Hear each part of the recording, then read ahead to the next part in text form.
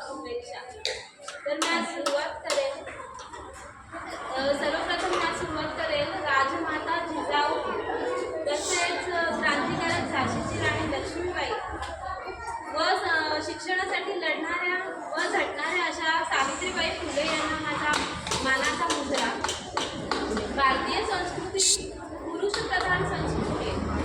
अजूनही आपल्याला वंशाचा दिवाच हवाय, मुलगा हवाय, कुलदीपक हवाय, कुलदीपक हवाय। कोणालाही मुलगी नकोय, पण ती नकोय का? अजूनही आपण तेवढ्या सुशिक्षित झालोय, सुशिक्षित वर्ग झालाय, तरी पण अजूनही आपल्या समाजात हीच परिस्थिती आहे का?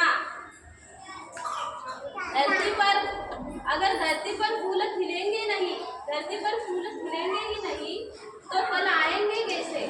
धरती पर फूल खिलेंगे ही नहीं तो फल आएंगे कैसे? अपना ही अंश काटकर वंश बढ़ाएंगे कैसे? अपना ही अंश काटकर वंश बढ़ाएंगे कैसे?